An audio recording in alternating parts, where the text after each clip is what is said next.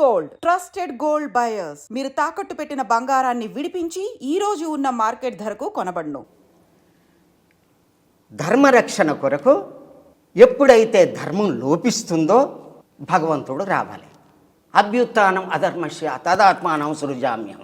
నేను తప్పనిసరి వస్తాను అధర్మాన్ని నాశనం చేయటానికి. అధర్మం ఏమీ లేవు, 4 పాదాల్లో ఏది లేదు, ఒకటి లేదు. సత్యము లేదు, దయ లేదు, తపస్సు లేదు, దానం లేదు. ఇవే ముఖ్యమైనటువంటి ధర్మాలు, ముఖ్యమైనటువంటి సత్యయుగం యొక్క ధర్మాలు ఇవి. ఇవే కాకుండా ఎన్నో ఉన్నాయి. అవి సూక్ష్మ ధర్మాలని, ఆశ్రమ ధర్మాలని, వర్ణాశ్రమ ధర్మాలని చాలా చెప్పుకోవచ్చు. కానీ ముఖ్యమైనటువంటివి 4.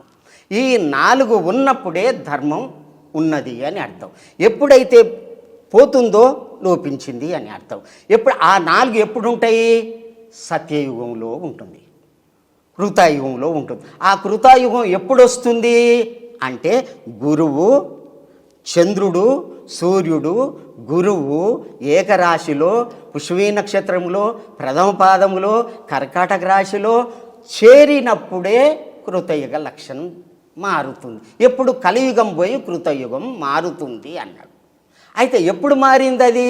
1/8/1943లో మారింది. భాగవత గ్రంథ ఆధారంగా వేదవ్యాసుని యొక్క వ్రాత ప్రకారంగా వచ్చింది.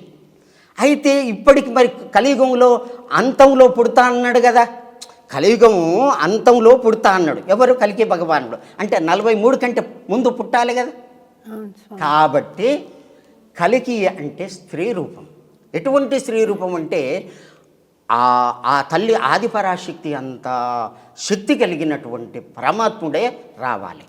ఆ యొక్క మహావిష్ణువే ఆ విధంగా రావడం జరిగిందన్నమాట. వారు బ్రహ్మ విష్ణు మహేశ్వరుల యొక్క అవతారము, వారే దత్తాత్రేయులు అని చెప్పి నాతోటి స్వయంగా చెప్పడం జరిగింది మాణికేశ్వరి మాత. వారి మాణికేశ్వరి మాత. అయితే ఈ విధంగా రావడం జరిగింది. ఎప్పుడు 43కు ఇది అంతమవుతుందని దీంట్లో భాగవతంలో చెప్పడం జరిగిందా? దానికంటే ముందే రావాలి కదా. కాబట్టి వారు ఎప్పుడు వచ్చారు? 5/5/1930లో సూర్యలోకం నుంచి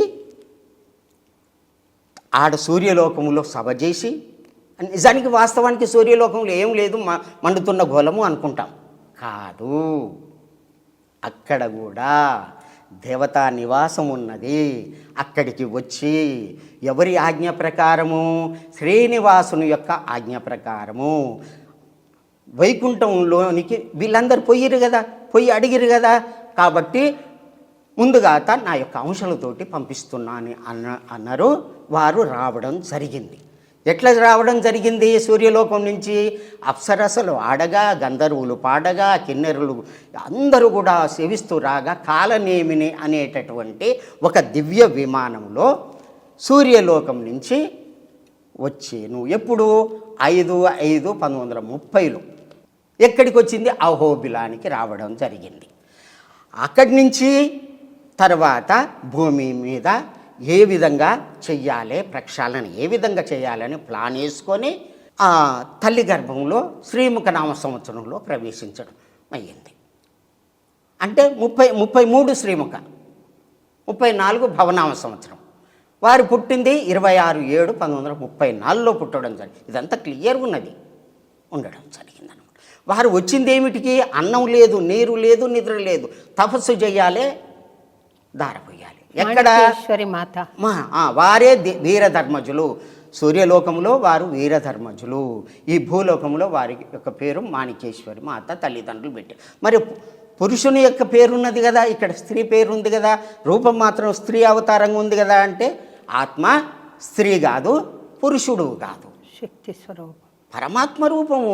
తల్లి గర్భానికి ప్రవేశించిన తర్వాతనే స్త్రీ పురుష భేదాలు అనేవి వస్తాయి. కాబట్టి ఆ విధంగా రావడం జరిగింది. జరిగిన తర్వాత ఈ భూమి మీదకి వచ్చిన తర్వాత ఎక్కడెక్కడ తన శిష్యులు ఉన్నారో, వారి అనుచరులు ఎక్కడున్నారో వాళ్ళ ఇంటికి పోయి మాయమైపోయి పిలుచుకోవడం జరిగింది. అట్లాగే నా దగ్గర కూడా వచ్చినాం. అట్లాగే ఎంతోమంది దగ్గరికి పోయి వాళ్ళని దగ్గరికి తీసుకొని, రాములు నువ్వు ఈ పని చేసేది ఉన్నది, ఈ పని చెయ్యి అని నాకు ఆ ఆశ్రమంలో సాహిత్య సేవ నాకు ఇవ్వడం జరిగింది. అహింసా పద్ధతి బోధించాలి, భక్తుల్ని మార్చాలి, వాళ్ళ యొక్క అజ్ఞానాన్ని తొలగించాలి. భాగవతం చెప్పడం, కాలజ్ఞానం చెప్పడం, భగవద్గీత శ్లోకాలు చెప్పి చదివి వినిపించడం 30 సంవత్సరాలు ఆ విధంగా చేసి ఉంటుంది. ప్రచారం చేయడం, అహింస ప్రచారం. మళ్ళీ వారు వచ్చినటువంటి వాళ్లకు శక్తిపాతం చేసి వాళ్ళని దివ్యత్వం ఇవ్వడం. అట్లా అమ్మను చూసి శక్తిపాతం కలిగి వాళ్ళకి ఏమీ తెలియదు, వాళ్ళంతా పిచ్చోళ్ళలాగా తిరిగారు. అంత వాళ్ళు యోగులు, ఎంతమంది యోగులు, ఎంతోమందికి అమ్మ అన్నం లేదంటే అన్నం పెట్టించారు. అక్కడ అది ఎటువంటి ప్రాంతం అంటే కర్ణాటక ఆంధ్ర మధ్య భాగంలో కనీసం అక్షర అభ్యాసం కూడా తెలియనటువంటి వాళ్ళు, ఓం నమ శివాయ అనేటటువంటి మంత్రం కూడా అనరానటువంటి వాళ్ళు అక్కడ ఆ ప్రాంతంలో ఉన్నారు. అటువంటి వాళ్లకు బసవేశ్వరుని యొక్క గుడి కట్టించి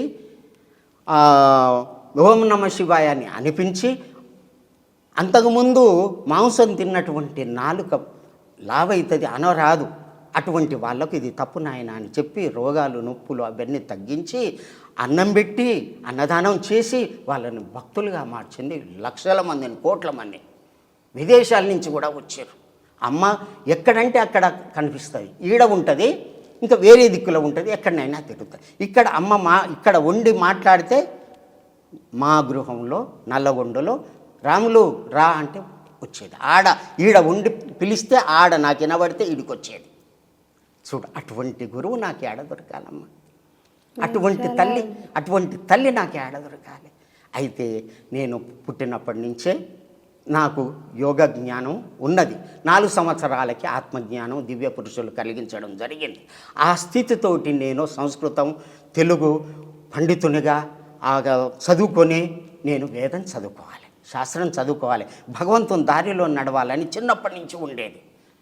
ఆ విధంగా ఇదయ్యి 1966-67లో ముమ్మడివరం పోయి వారిని దర్శించుకొని, నా గురువు నీవైతే స్వీకరించు స్వామి, లేకుంటే నా గురువు ఎవరో నాకు దొరికేటట్టు చేయమని వారిని ప్రార్థించడం వల్ల వారి యొక్క శ్వాసని నా మీద ఊదడం జరిగింది. అదే ఆశీర్వాదం. అప్పటి నుండి ఆ శ్వాసను అంటే ఎవరు స్వామి? బాలయోగి, శివ బాలయోగి. బాలయోగి ఆ విధంగా చేయని తర్వాత 78లో అమ్మ 1975లో యానగందులో మాయమయ్యి శ్రీశైలం పోయి అక్కడ 3 సంవత్సరాలుండి తపస్సు చేసి శివునితోటి మాట్లాడి, ఎట్లా మాట్లాడిందంటే ఇప్పుడు బ్రహ్మరంభ గుడి ఉన్నది కదా, ఆ గుడిలో ఇక్కడ ఇటు ఈశాన్యమూల నుంచి చిన్న రంధ్రం ఉంది, సూక్ష్మ రూపంతో లోపలికి పోతూ ఉంటే అక్కడ దేవతా పోలీసులు ఉన్నారట. వాళ్ళు అడ్డగించిరట, శివుడు తపస్సు చేస్తున్నాడు, లోపల కొలను ఉంది, తపస్సు చేస్తుండు, మీరు పోరాదంటే నేను కూడా తపస్సు చేస్తాను, వారిని కలిసి మాట్లాడతానంటే ఆజ్ఞ తీసుకొని వస్తే అప్పుడు తీసుకపోతే నాగేంద్రుడు ఉన్నాడట, పోలీసులు ఉన్నారట, దేవతా పోలీసులు. అమ్మ చెప్తుంటే నేను ఎక్కడ ఏ శాస్త్రంలో రాసలేదు. పోయిన తర్వాత 45 నిమిషాలు మాట్లాడిండు. ఏమని? ఈ యొక్క భూమండలాన్ని ఎట్లా ఈ విధంగా చెయ్యాలి, పాపాత్ములు ఏ విధంగా దూరంగా చేయాలి, తల్లి ప్రేమతోటి చెయ్యాలి, చిన్నగా ముద్దలు తినిపిస్తూ పిల్లలకి ఏ విధంగా ప్రేమను అందిస్తూ బోధిస్తారో అట్లా ఆ అమ్మ నేర్పడం జరిగింది. చంపడం కాదు ముఖ్యం, చంపితే ఈ గొంతు పోతుంది, ఆత్మ ఎట్లయితుంది, మనసు ఎట్లా మారుతుంది. కాబట్టి ఆ విధంగా ఆ అవతారం రావడం జరిగింది. శివుని యొక్క ఆజ్ఞ చేత అమ్మ మళ్ళీ రావడం జరిగింది. నాకు శ్రీశైలంలో కరీంనగర్లో దర్శనం ఇచ్చింది. అమ్మ యొక్క అనంతమైనటువంటి రూపాన్ని మొదటిసారి నేను చూశాను, మొదటిసారి విశ్వరూపాన్ని చూశాను. ఆహా, ఇటువంటి పరమాత్మ నాకు దొరకడని చెప్పి అమ్మని వదిలిపెట్టలేదు, నన్ను కూడా అమ్మ వదిలిపెట్టలేదు. తర్వాత ఈ కాలజ్ఞానం ఎట్లా అంటే నేను పైసలు పంపలేదు, ఏది లేదు, నా ఇంటికి వచ్చింది. అప్పటి నుంచి దాంట్లో కాలజ్ఞానం తీసి, స్వామి నీ దయ ఉంటే నా గురించి ఏముందో చెప్పు స్వామి అని ఇట్లా తీసి ఇట్లా ఎలిపెట్టాను. నువ్వు చూడు, నువ్వు అడిగేది చూడు, నీవు ధర్మాత్మునివి, నేను అనంతుడను, ఇది వ్రాయవలసి ఉన్నది అని అట్లాగే రాసింది. అదేంది మాయ. ఆహా అంటే ఇది వదిలిపెట్టొద్దని 7 సంవత్సరాలు సాధన చేసి ఆ విధంగా చేసి అమ్మ దగ్గరికి పోయి, అమ్మ ఇట్లా ఉంది ఇట్లా ఉందంటే, అది నాయన బ్రహ్మంగారి యొక్క శక్తి మొత్తం నింపిండు. ఆ కాలజ్ఞానం 4 వేదాల యొక్క సారం అంతా దాంట్లో ఉంది. ఇది మూలము, ఇది ప్రణవ వేదము అంటారు, దీన్నే సాంద్ర సింధు వేదము అంటారు. ఇది సాధ్యం కాదు, భగవంతుని యొక్క దయ వల్లనే ఇది సాధ్యమవుతుంది అని అమ్మగారు చెప్పారు. అప్పుడు నన్ను పరీక్షించి ఇది శక్తి ఇచ్చి అమ్మ 5 మామిడి పండ్లు ఇచ్చింది నాకు ఈ శక్తిపాతం చేయడం. అవి మొయ్యలేకపోయినా, ఒక్కొక్కటి కిలో ఉంటుంది. కానీ నేను తీసుకున్న తర్వాత ఒక్కొక్కటి 10 కిలోలు. వారి యొక్క ఇది ఒకసారి నాకు దర్శనమిచ్చారు కదా, కాళీమాతగా దర్శనమిచ్చారు, అదురుకొని పోయినమ్మ, భయంకరమైన రూపంతో అమ్మ చూడలేను అని చెప్పి భయంకరంగా పారిపోయినా. ఆ విధంగా శక్తివంతులైనటువంటి పరమాత్ముని యొక్క స్థితే కలికి రూపమై 1934లో జన్మించి భక్తులను ఉద్ధరణ చేసి రక్షించారు. ఇప్పుడు లింగంలో కూర్చున్నారు. ఎప్పుడు 43లో ముందు ఉండాలి కాబట్టి మీరు 43 ముందుకు వచ్చారు. మళ్ళీ తర్వాత ఇప్పుడు 12/8/2026కు మళ్ళీ వస్తుంది. ఏంటిది? అదే ముహూర్తం.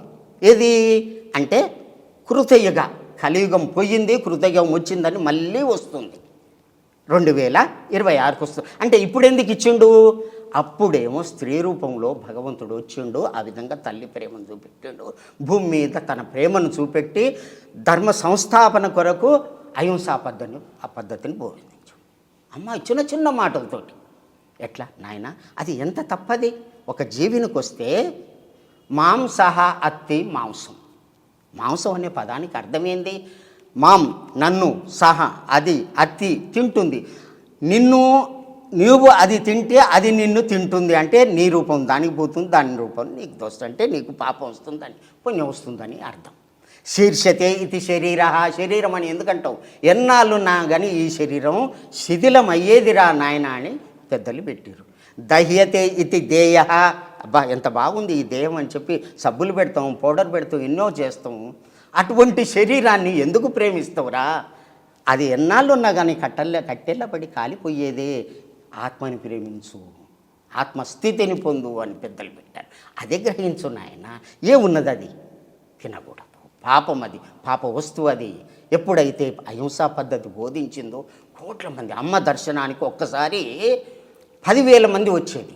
అప్పుడు నన్ను ఉపన్యాసం ఇవ్వమనేదమ్మ.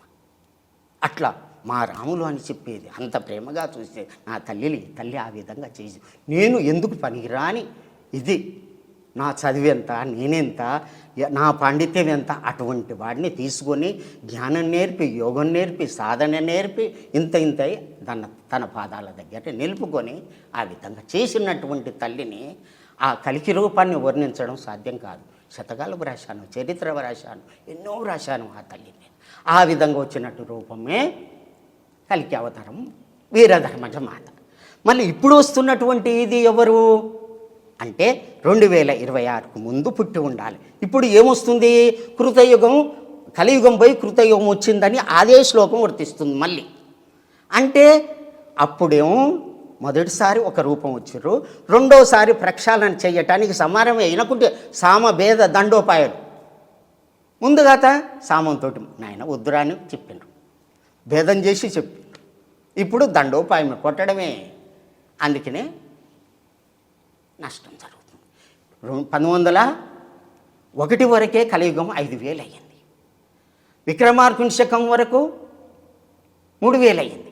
విక్రమార్కుని వరకే కొద్దిగా ధర్మం నిలిచింది. అటు నుంచి పూర్తి 2,000 సంవత్సరాలు మొత్తం అధర్మమే ఉంది. మహమ్మదీయుల పాలన, ఆంగ్లేయుల పాలన అంతా వాడిని వీడు చంపుకోడు, హిందువుల యొక్క ధర్మం అంతా నాశనం. కనీసం యజ్ఞాలు చేయనేలేదు, జుట్టు పెంచుకొని ఇవ్వలేదు, జిజియా పని అని వేసారు. ఈ విధంగా ఉన్నటువంటి బ్రహ్మరాంబ దాంట్లో రాస్తాడు, ఆ తల్లికి కట్టినటువంటి బట్టలకు చెదలు పట్టింది పూజలే కాంచి. అటువంటి ఇదిలో ఊరూరు తిరిగి ఎక్కడా కడప బాబు దగ్గరికి పోయి మహిమలు చూపెట్టి ఆయనను శిష్యుని చేసుకుంటాడు. గోల్కొండ నవాబు దగ్గరికి పోయి ఆయనను శిష్యుని చేసుకుంటాడు. నీళ్లు పోసి దీపాలు వెలిగించి ఆయన. అమ్మగారు కూడా దీపాలు పెట్టి దీపాలలో నూనె వేయకుండా నీళ్లు పోసి దీపాలు వెలిగించారు. అటువంటి శక్తివంతం. మరి బ్రహ్మంగారు ఎటువంటి వాడు? సచ్చినటువంటి వాళ్ళని బతికించిండు. ఇంకా సీసం తాగిది కరిగించి తాగిండు, కుక్క యొక్క మాంసాన్ని పండ్లుగా మార్చిండు, బ్రహ్మరాక్షసికి శాపం విమోచనం చేసిండు. గ్రామదేవతని పోలేరమ్మ తోటి పిలిస్తే పోలేరి రా అనగానే ఆ తల్లి వచ్చింది. స్వామి ఏం కావాలి? నిప్పు తీసుకురా. అందరూ నిప్పు తీసుకొచ్చి చూపెడుతుంటా గజగజ వనుకుంటా పారిపోయారు. అటువంటి శక్తివంతుడు రాసినటువంటిది ఈ కాలజ్ఞానం. మరి ఈ తల్లి ఎవరు? తానే నేను, నేనే తాను. ఆ శక్తితోటి, అదే శక్తితోటి యానగుందిలో జన్మశవ్యం భక్తిపదం ప్రదోష తీర్థం ప్రయాగమాదము ఆనగుంది. యానగుందిలో వీరు జన్మ ఉంటారు. అక్కడ ఏం చేస్తారు? ఎర్రటి బొట్టు పెడతారు. అందరూ పెడతారు కదా, అట్లా కాదు. విభూతి ధరిస్తారు, అందరూ ధరిస్తారు కదా. ఎట్లా గుర్తుపట్టాలి? మామి మూమేమక ఆ నక్షత్ర ఆ యొక్క దాంట్లో వారి యొక్క పేరు ఉంటుంది. తల్లిదండ్రులు పెట్టినటువంటి పేరు మాణికేశ్వరి మాత. వారు ఏం చేస్తారు? వషట్కారం యజ్ఞాలు చేస్తారు. వారు ఏం చెప్తారు? అక్షరం ప్రోక్తము. ఏ అక్షరము నాశనం లేనటువంటి దాన్ని, ఆత్మస్వరూపాన్ని బోధిస్తారు. ఓం నమ శివాయ అని మంత్రాన్ని చెప్తారు. ఆ విధంగా చేసే భక్తుల్ని ఉద్ధరణ చేస్తారు.